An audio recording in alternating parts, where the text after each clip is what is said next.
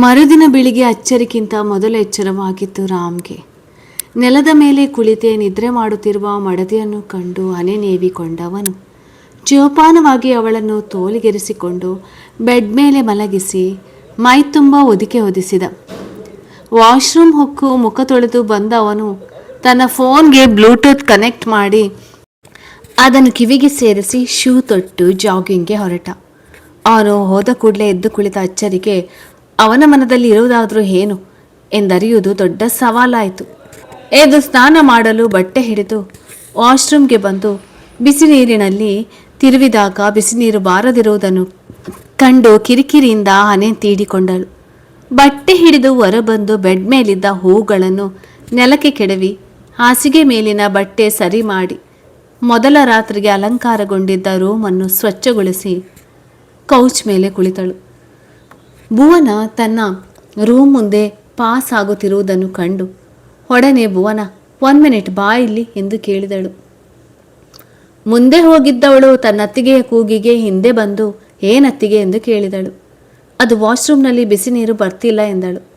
ತಾನೀಗ ಬಿಸಿ ನೀರಿಗೆ ಕಾಯ್ತಾ ಕುಳಿತು ತಡವಾಗಿ ರೂಮಿನಿಂದ ಹೊರ ಹೋದರೆ ಮೊದಲ ದಿನವೇ ಸೊಸೆ ಲೇಟಾಗಿ ಎದ್ದು ಬಂದಳು ಎನ್ನುವ ಅಪವಾದ ಬೇಕಿರಲಿಲ್ಲ ಅವಳಿಗೆ. ಅಷ್ಟೇನಾ, ಬನ್ನಿ, ನನ್ನ ರೂಮ್ನಲ್ಲಿ ಫ್ರೆಶ್ ಆಗಿ ಬರ್ಬೋದು ಎಂದು ತನ್ನ ಅತ್ತಿಗೆಯನ್ನು ಕರೆದುಕೊಂಡು ಹೋದಳು ಭುವನ. ವಾಶ್ರೂಮ್ ಹೊಕ್ಕು ಫ್ರೆಶ್ ಆಗಿ ಬಂದ ಅಚ್ಚರಿ ಭುವನಗಾಗಿ ಕಣ್ಣಾಡಿಸಿದಳು. ಬ್ಯಾಕ್ ಹುಕ್ ಬ್ಲೌಸ್ ತೊಟ್ಟಿದ್ದ ಹೆಣ್ಣಿಗೆ ಭುವನ ಸಹಾಯ ಬೇಕಾಗಿತ್ತು. ಈಗ ಬೆನ್ನಿನ ತುಂಬ ಸೆರಗು ಹೊದ್ದು ರೂಮಿನಿಂದ ಹೊರಬಂದು ಭುವನನಿಗಾಗಿ ಕಣ್ಣಾಡಿಸಿದ ಅಚ್ಚರಿಗೆ ಅಲ್ಲೆಲ್ಲೋ ಭುವನ ಸುಳಿವು ಸಿಗಲಿಲ್ಲ. ಇಂಥ ಬಟ್ಟೆಯನ್ನು ಪ್ಯಾಕ್ ಮಾಡಿರುವ ತನ್ನಮ್ಮನಿಗೆ ಮನದಲ್ಲೇ ಬೈದುಕೊಂಡು ದೊಡ್ಡ ದೊಡ್ಡ ಹೆಜ್ಜೆ ಹಾಕುತ್ತಾ ತನ್ನ ರೂಮಿಗೆ ಬಂದು ಡೋರ್ ಲಾಕ್ ಮಾಡಿ ಕನ್ನಡಿ ಮುಂದೆ ನಿಂತಳು. ಕನ್ನಡಿಯಲ್ಲಿ ನೋಡುತ್ತಾ ಬ್ಲೌಸ್ನ ಹುಕ್ ಹಾಕಿಕೊಳ್ಳುವ ಸಾಹಸ ಮಾಡುತ್ತಿದ್ದ ಕೈಗಳನ್ನು ಪಕ್ಕಕ್ಕೆ ಸರಿಸಿ ಅವಳಿಗೆ ಸಹಾಯ ಮಾಡಿದ ರಾಮ್ನ ಕಂಡು ಗಲಿಬಿಲಿಗೊಂಡಳು.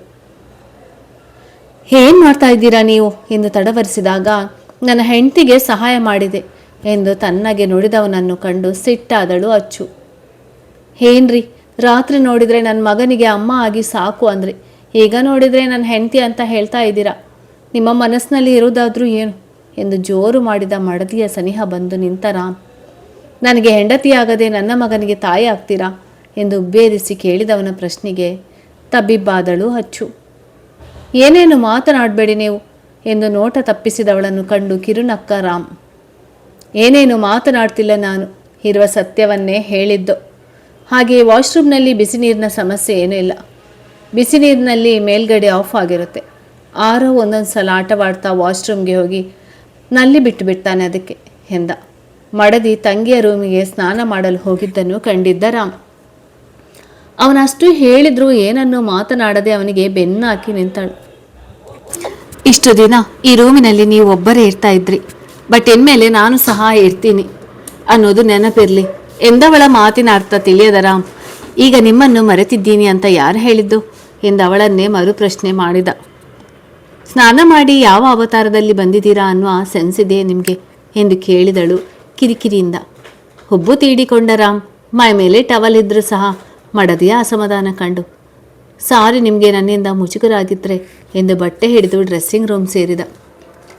ಅವನ ಅಲ್ಲಿಂದ ಹೋಗಿದ್ದೆ ತಡ. ಅವಸರದಲ್ಲಿ ರೆಡಿಯಾಗಿ ತಲೆ ಬಾಚಿಕೊಂಡು ಕೆಳಗಡೆ ಬಂದವಳಿಗೆ ಗುಡ್ ಮಾರ್ನಿಂಗ್ ಅತ್ತಿಗೆ ಎಂದು ಆತ್ಮೀಯ ನಗು ಬೀರಿದ Ankita. Very good morning Ankita ಎಂದು ಹಿಂಜರಿಕೆಯಿಂದಲೇ ತಮ್ಮ ಬಳಿ ಬಂದ ಸೊಸೆಯನ್ನು ಕಂಡು ಲಿಂಗಿ ಕಾಫಿ ತಗೊಂಡ್ವಾ ಎಂದು ಅಚ್ಚರಿಯನ್ನು ತಮ್ಮ ಪಕ್ಕದಲ್ಲಿ ಬಂದು ಕೂರಲು ಸನ್ನೆ ಮಾಡಿದರು. ಭುವನ ರೀತಿಯೇ ಅವಳು ಸಹ ತಮ್ಮ ಮಗಳೇ ಎಂದು ಭಾವಿಸಿದ್ದಾರೆ ಆರತಿಯವರು. ಅದಲ್ಲದೆ ಮದುವೆಯೇ ಆಗುವುದಿಲ್ಲ ಎಂದು ಪಟ್ಟು ಹಿಡಿದು ಕುಳಿತಿದ್ದ ಮಗನ ಮನಸ್ಸನ್ನು ಬದಲಾಯಿಸಿದ ಹೆಣ್ಣು ಅಚ್ಚರಿ ಎಂದು ಅವಳ ಮೇಲೆ ವಿಶೇಷ ಅಭಿಮಾನ. ತನ್ನ ಅತ್ತೆಯ ಬಳಿ ಬಂದು ಕುಳಿತ ಅಚ್ಚುಗೆ ಕಾಫಿ ತಂದುಕೊಟ್ಟು ಹೋದಳು ಲಿಂಗಿ. ಹಬಿಯಾಡುತ್ತಿದ್ದ ಕಾಫಿಯನ್ನು ಗುಟುಕರಿಸುತ್ತಿದ್ದ ಸೊಸೆಗೆ ಅಚ್ಚರಿ, ಈಗ ಬೆಳಗಿನ ತಿಂಡಿಗೆ ಏನಾದರೂ ಸ್ವೀಟ್ಸ್ ಮಾಡು, ಅದು ನಮ್ಮ ಮನೆಯ ಸಂಪ್ರದಾಯ, ಮತ್ತೆ ರಾಮ್ ಜೊತೆ ಕುಲದೇವರ ದೇವಸ್ಥಾನಕ್ಕೆ ಹೋಗಿ ಬಾ ಎಂದಾಗ ಮೌನವಾಗಿ ಅವರ ಮಾತಿಗೆ ತಲೆದೂಗಿದ ಹೆಣ್ಣಿನ ಮಡಿಲಿಗೇರಿದ ಮಗುವನ್ನು ಕಂಡು ಅವಳ ಮೊಗದಲ್ಲಿದ್ದ ಸಣ್ಣ ನಗುವೊಂದು ಮೂಡಿ ಮರೆಯಾಯಿತು. ಮಗುವಿಗೂ ರಾಮ್ಗೂ ಹೊಂದಾಣಿಕೆ ಇಲ್ಲದೆ ಹೋದರೂ ಸಹ ಮುದ್ದಾಗಿದ್ದ ಮಗುವಿನ ಕೆನ್ನೆಗೆ ಮುತ್ತಿಟ್ಟ ಅಚ್ಚರಿ ಮಮ್ಮು, ಕುಡಿದ್ಯಾ ಬಂಗಾರಿ ಎಂದು ಕೇಳಿದಳು. ಆರವನ ಪರಿಚಯ ಮೊದಲೇ ಇತ್ತು ಅವಳಿಗೆ. ಒಮ್ಮೆ ತನ್ನ ಚಿಕ್ಕಪ್ಪನ ಜೊತೆ ಮಾಲ್ಗೆ ಹೋಗಿದ್ದ ಮಗು ಆಟಿಕೆ ಕಂಡು ಫೋನ್ನಲ್ಲಿ ಮಾತನಾಡುತ್ತಿದ್ದ ಅಂಕಿತ್ ಕೈ ಬಿಡಿಸಿಕೊಂಡು ಹೋಗಿತ್ತು. ಅದನ್ನವನು ಗಮನಿಸದೆ ಮಾಲ್ನಲ್ಲಿ ತನ್ನವರನ್ನು ತಪ್ಪಿ ಹೋದ ಮಗು ಅದೇ ಮಾಲ್ಗೆ ಸಾತ್ವಿಕ್ ಜೊತೆ ಶಾಪಿಂಗ್ಗೆ ಬಂದಿದ್ದ ಅಚ್ಚರಿಯ ಕೈಗೆ ಸಿಕ್ಕಿತ್ತು. ಜೋರಾಗಿ ಅಳುತ್ತಿದ್ದ ಮಗುವನ್ನು ಸಮಾಧಾನ ಮಾಡಿದ ಅಚ್ಚು ಕಸ್ಟಮರ್ ಸರ್ವಿಸ್ ಸೆಂಟರ್ ಕಡೆ ಬಂದು ಮಗು ಹಾಕಿದ್ದ ಬಟ್ಟೆಯ ಬಣ್ಣ ಹೇಳಿ ಮಗುವಿನ ಕಡೆಯವರು ಕಸ್ಟಮರ್ ಸರ್ವಿಸ್ ಸೆಂಟರ್ ಬಳಿ ಬರಬೇಕಾಗಿ ತಾನು ಸಹ ಮಗುವಿನ ಜೊತೆ ಅಲ್ಲೇ ಇರುವುದಾಗಿ ಮೈಕ್ನಲ್ಲಿ ಅನೌನ್ಸ್ ಮಾಡಿದಳು. ತಪ್ಪಿ ಹೋದ ಮಗುವನ್ನು ಪೋಷಕರ ಬಳಿ ಸೇರಿಸಲು ಹುಚ್ಚನಂತೆ ಮಾಲ್ನಲ್ಲೆಲ್ಲ ತಪ್ಪಿಸಿ ಹೋದ ಮಗನನ್ನು ಹುಡುಕುತ್ತಿದ್ದ ಅಂಕಿತ್ ಅಚ್ಚರಿಯ ಅನೌನ್ಸ್ಮೆಂಟ್ ಕೇಳಿ ಅವಳಿದ್ದಲ್ಲಿಗೆ ಬಂದಿದ್ದಾಗ ಅವಳ ಭುಜದ ಮೇಲೆ ಹತ್ತು ಸುಸ್ತಾಗಿದ್ದ ಮಲಗಿದ್ದ ಮಗು ಕಂಡಿದ್ದ. ತನ್ನ ಬೇಜವಾಬ್ದಾರಿತನಕ್ಕೆ ತನ್ನನ್ನು ತಾನೇ ಶಪಿಸಿಕೊಂಡು ಅಚ್ಚರಿಗೆ ಥ್ಯಾಂಕ್ಸ್ ಹೇಳಿ ಮಗುವನ್ನು ಕರೆದುಕೊಂಡು ಹೋಗಿದ್ದ. ಅಚ್ಚರಿ ತನ್ನದಲ್ಲದ ಮಗುವನ್ನು ಹೇಗೆ ಭಾವಿಸುವಳು ಎಂದು ಭಯವಿದ್ದ ಆರತಿಯವರಿಗೆ ಅವಳ ಈಗಿನ ನಡೆ ತುಸು ಸಮಾಧಾನ ಎರಚಿದಂತಾಯಿತು. ಇನ್ನು ಈಗ ಎದ್ದು ಬಂದಿದ್ದಾನೆ ಅಚ್ಚರಿಯವನು, ಇನ್ನು ಕಾಫಿ ಕುಡಿದು ಅಡಿಗೆ ಮಾಡೋದಕ್ಕೆ ಹೋಗು, ಅವನಿಗೆ ಹಾಲು ಭುವನ ಕೊಡಿಸ್ತಾಳೆ ಎಂದವರ ಮಾತಿಗೆ ಒಪ್ಪಿ ಕಾಫಿ ಕುಡಿದು ಮಡಿಲ್ನಲ್ಲಿ ಆಡುತ್ತಾ ಕುಳಿತಿದ್ದ ಮಗುವನ್ನು ಭುವನ ಕೈಗೆ ಕೊಟ್ಟು ಅಡುಗೆ ಮಾಡಲು ಹೋದಳು. ಅವಳು ಹೋದ ಕಡೆ ನೋಡುತ್ತಾ ಕುಳಿತಿದ್ದ ಮಡದಿಯ ಭುಜದ ಮೇಲೆ ಕೈ ಇಟ್ಟ ರಾಘುರಾಮ್ ಅವರು, ಆರತಿ ಎಲ್ಲ ಸರಿ ಹೋಗುತ್ತೆ, ಇನ್ನು ನೀನು ರಾಮ್ ಜೀವನದ ಬಗ್ಗೆ ಯೋಚನೆ ಮಾಡುವುದು ಬಿಟ್ಟು ಬಿಡು. ನಮ್ಮ ಸೊಸೆ ಸಹ ತನ್ನ ನೋವು ಮರೆತು ತಮ್ಮ ಮಗನ ಜೊತೆ ಖುಷಿಯಿಂದ ಜೀವನ ಮಾಡೋದು ತುಂಬ ಹತ್ತಿರದಲ್ಲೇ ಇದೆ ಎಂದವರಿಗೆ ಮಡದಿಯ ದುಗುಡ ಯಾವ ಕಾರಣಕ್ಕೆ ಎನ್ನುವುದರ ಅರಿವಿತ್ತು. ಗಂಡನ ಮಾತಿಗೆ ಸರಿ ಎಂದು ತಲೆದೂಗಿ ಸುಮ್ಮನಾದರು ಆರತಿಯವರು. ಅಚ್ಚು ಕ್ಯಾರೆಟ್ ಹಲ್ವಾ ಮಾಡಿದ್ಲು. ಲಿಂಗಿ ಪೂರಿ ಸಾಗು ಮಾಡಿ ಅದನ್ನು ಡೈನಿಂಗ್ ಟೇಬಲ್ ಮೇಲೆ ಜೋಡಿಸುವ ಹೊತ್ತಿಗೆ ಆಫೀಸ್ಗೆ ಹೋಗಲು ರೆಡಿಯಾಗಿ ಬಂದ ಮಗನನ್ನು ಕಂಡು ಒಬ್ಬೇ ಇರಿಸಿದ ಆರತಿಯವರು, ರಾಮ್, ನಿನ್ನೆ ನಿನ್ನ ಮದುವೆ ಆಗಿರುವುದು ಅನ್ನೋದು ನೆನಪಿದೆ ತಾನೆ ಎಂದವರ ದನಿಯಲ್ಲಿದ್ದ ಅಸಮಾಧಾನ ಗಮನಿಸಿದ ರಾಮ್, ತುಂಬ ಇಂಪಾರ್ಟೆಂಟ್ ಮೀಟಿಂಗ್ ಒಂದು ಇದೆ ಅಮ್ಮ, ನಾನು ಹೋಗಲೇಬೇಕು ಎಂದವನ ಕಡೆಗೆ ಗಂಭೀರ ನೋಟ ಬೀರಿದ ಆರತಿಯವರು, ಅಂಕಿತ್ ಹೋಗಿ ಮೀಟಿಂಗ್ ಅಟೆಂಡ್ ಮಾಡ್ತಾನೆ, ನೀನು ಇನ್ನೂ ಸ್ವಲ್ಪ ದಿನ ಆಫೀಸ್ ಕಡೆ ಹೋಗುವ ಆಗಿಲ್ಲ. ಆ್ಯಂಡ್ ಇವತ್ತು ನೀನು ನಿನ್ನ ಹೆಂಡತಿ ದೇವಸ್ಥಾನಕ್ಕೆ ಹೋಗಿ ಬರಬೇಕು. ನಾಳೆ ಮನೆಯಲ್ಲಿ ಸತ್ಯನಾರಾಯಣ ಸ್ವಾಮಿ ಪೂಜೆ ಇದೆ. ಮತ್ತೆ ಮಾರನೇ ದಿನ ನೀನು ನಿಮ್ಮ ಅತ್ತೆ ಮಾವನ ಮನೆಗೆ ಹೋಗಿ ಬರಬೇಕೆಂದು ತಾಕೀತು ಮಾಡಿದರು.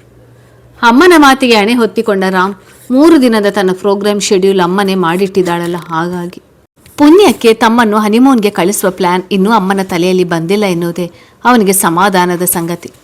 ಎಲ್ಲರೂ ಬಂದು ತಿಂಡಿ ತಿನ್ನಲು ಕುಳಿತಾಗ ಅಚ್ಚುನೇ ತಿಂಡಿ ಬಡಿಸಿದಳು.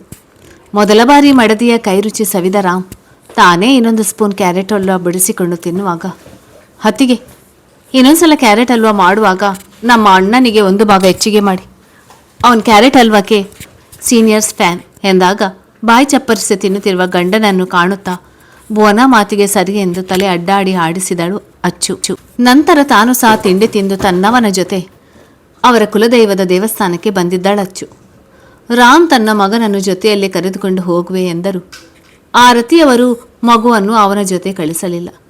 ಮಗನ ಜೊತೆ ಮೊಮ್ಮಗನಿದ್ದರೆ ತನ್ನ ಮಗ ಮಡದಿಯನ್ನು ನಿರ್ಲಕ್ಷಿಸಿ ಬಿಡುವನು ಎಂದು ಈಗ ಅವರಿಬ್ಬರ ನಡುವೆ ಸಲಿಗೆ ಮೂಡುವುದು ಅತಿ ಮುಖ್ಯವಲ್ಲವೇ. ಮೊದಲ ಬಾರಿ ಆ ದೇವಸ್ಥಾನಕ್ಕೆ ಬಂದಿದ್ದ ಅಚ್ಚರಿ ಪೂಜೆ ಸಾಮಗ್ರಿಯಲ್ಲಿ ತಗೋಬೇಕು ಎಂದು ಕೇಳಿದಳು. ತನ್ನ ಸುತ್ತಲೂ ಕಣ್ಣಾಡಿಸುತ್ತಾ ತನ್ನ ಸನಿಹ ನಿಂತಿದ್ದ ಗಂಡನನ್ನು ದೇವಸ್ಥಾನದ ಒಳಗಡೆ ಸಿಗುತ್ತೆ ಬನ್ನಿ ಎಂದು ಮಡದಿಯ ಜೊತೆ ಹೆಜ್ಜೆ ಹಾಕಿದ ರಾಮ್ ತನ್ನ ಕುಲದೈವ ದುರ್ಗಾ ಪರಮೇಶ್ವರಿ ಸನ್ನಿಧಾನಕ್ಕೆ ಕಾಲು ತೊಳೆದು ತಾನೇ ಕೌಂಟರ್ನಲ್ಲಿ ಹಣ ಕಟ್ಟಿ ಪೂಜೆ ಸಾಮಗ್ರಿ ತೆಗೆದುಕೊಂಡು ಬಂದು ಮಡದಿಯ ಕೈಗೆ ಕೊಟ್ಟ ರಾಮ್, ನಡೆಯಿರಿ ಪೂಜೆ ಮಾಡಿಸ್ರಿ ಎಂದು ಸನ್ನೆ ಮಾಡಿದಾಗ ಮತ್ತೆ ಕಾಡಿದವು ಸಾತ್ವಿಕ್ನ ನೆನಪುಗಳು. ಹಿಂದೆ ಸಾತ್ವಿಕ್ ಜೊತೆಯಲ್ಲಿ ತನ್ನ ಮದುವೆ ಇನ್ವಿಟೇಷನ್ಗಾಗಿ ಪೂಜೆ ಮಾಡಿಸಲು ದೇವಸ್ಥಾನಕ್ಕೆ ಹೋಗಿದ್ದಾಗ ಅವನನ್ನು ತಾನು ಕಾಡಿದ್ದ ಪರಿ ಕಣ್ಣ ಮುಂದೆ ಬಂತು.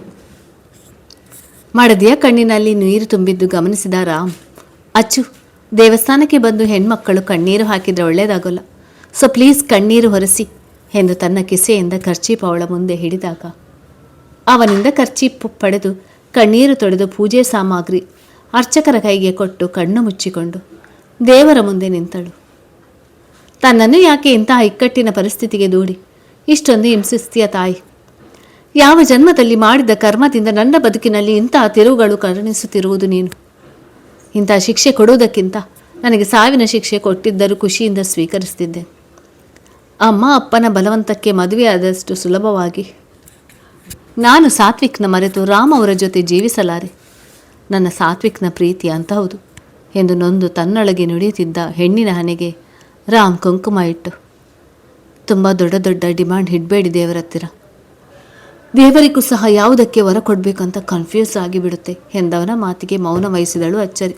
ಅರ್ಚಕರಿಂದ ಪೂಜೆಯ ಸಾಮಗ್ರಿ ಪಡೆದು ದೇವಸ್ಥಾನದ ಹೊರಾಂಗಣಕ್ಕೆ ಬಂದು 2 ನಿಮಿಷ ಕಣ್ಣು ಮುಚ್ಚಿ ಕುಳಿತು ತನ್ನ ಪಕ್ಕದಲ್ಲಿ ಫೋನ್ ಹಿಡಿದು ಕುಳಿತಿದ್ದ ತನ್ನವನಿಗೆ, ರಾಮ್, ನಾನು ಹೀಗೆ ಹೇಳ್ತೀನಿ ಅಂತ ಬೇಜಾರು ಮಾಡಿಕೊಳ್ಬೇಡಿ. ನೀವು ನಿಮ್ಮ ಮೊದಲ ಹೆಂಡತಿಯ ಸ್ಥಾನವನ್ನು ಹೇಗೆ ಇಷ್ಟು ಸುಲಭವಾಗಿ ಬೇರೆ ಹೆಣ್ಣಿಗೆ ಬಿಟ್ಟು ಕೊಟ್ಟಿರಿ? ಹೆಂಡತಿ ಬದುಕಿದ್ದಷ್ಟು ಹೊತ್ತು ಇರುವ ಗಂಡಂದಿರ ಪ್ರೀತಿ ಹೆಂಡತಿ ಸತ್ತು ಹೋದ ಕೂಡಲೇ ಮಾಯ ಆಗಿ ಹೋಗಿಬಿಡುತ್ತಾ? ಅದಲ್ಲದೆ ನಿಮ್ಮಿಬ್ಬರ ಸುಖ ಸಂಸಾರಕ್ಕೆ ನಿಮಗೆ ಪುಟ್ಟ ಮಗ ಸಹ ಇದ್ದಾನೆ. ಅಂಥದ್ರಲ್ಲಿ ನೀವು ಹೇಗೆ ನನ್ನ ಮದುವೆ ಮಾಡಿಸಿಕೊಂಡ್ರಿ? ನಾನೀಗ ನಿಮ್ಮ ಮೇಲಿನ ಸಿಟ್ಟಿಗೆ ನಿಮ್ಮ ಪುಟ್ಟ ಮಗುನನ್ನು ಹೊಡೆದು ಬಡಿದು ಮಾಡಿದ್ರೆ ನಿಮ್ಮ ಮೊದಲ ಹೆಂಡತಿಯ ಆತ್ಮ ಕೊರಗೋದಿಲ್ಲವೇ?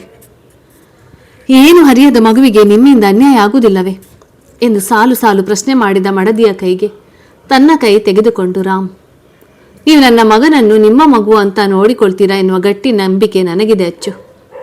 ಒಂದು ವೇಳೆ ನೀವು ನಿಮ್ಮ ಸಾತ್ವಿಕ್ ನೆನಪಿನಲ್ಲಿ ನನಗೆ ಒಳ್ಳೆಯ ಹೆಂಡತಿಯಾಗದೇ ಇರಬಹುದು, ಬಟ್ ಆರೋಗ್ಯ ಒಳ್ಳೆ ತಾಯಿ ಹಾಗೇ ಆಗ್ತೀರಾ. ನೀವೇ ಬೇಕಾದರೆ ಕಾದು ನೋಡಿ ಎಂದು ದೃಢವಾಗಿ ನುಡಿದ ರಾಮ್ ನಂಬಿಕೆಗೆ ಏನು ಹೇಳಬೇಕೋ ತಿಳಿಯಲಿಲ್ಲ ಅಚ್ಚುಗೆ. ಅವನನ್ನೇ ದೀನವಾಗಿ ನೋಡುವಾಗ ನಾನು ವಾಸ್ತವವನ್ನು ಒಪ್ಪಿದ್ದಕ್ಕೆ ನನ್ನ ಮುಂದಿನ ಜೀವನದ ಬಗ್ಗೆ ಯೋಚನೆ ಮಾಡುವುದಕ್ಕೆ ಆಗುತ್ತಿರುವುದು. ನಾವು ಇಷ್ಟಪಟ್ಟವರು ನಮ್ಮನ್ನು ಬಿಟ್ಟು ಹೋದ ನೋವಿನಲ್ಲಿ ನಾವು ನಮ್ಮನ್ನು ಇಷ್ಟಪಡುವವರಿಗೆ ನೋವು ಕೊಟ್ಟರೆ ಎಷ್ಟು ಸರಿ ಇರುತ್ತೆ ಅಂತ ನೀವೇ ಯೋಚನೆ ಮಾಡಿ ಎಂದು ಎದ್ದು ನಿಂತು ಮನೆಗೆ ಹೋಗಲು. ಮತ್ತೆ ಅವನನ್ನು ಯಾವುದೇ ರೀತಿ ಪ್ರಶ್ನೆ ಮಾಡದೆ ತಾನು ಸಹ ಎದ್ದು ನಿಂತ ಅಚ್ಚು, ನನ್ನ ಫ್ರೆಂಡ್ ಲಹರಿಯನ್ನು ನೋಡುವುದಕ್ಕೆ ಹಾಸ್ಪಿಟಲ್ಗೆ ಹೋಗಬೇಕು ನಾನು ಎಂದು ಎತ್ತಲೋ ನೋಡುತ್ತಾ ಕೇಳಿದಳು.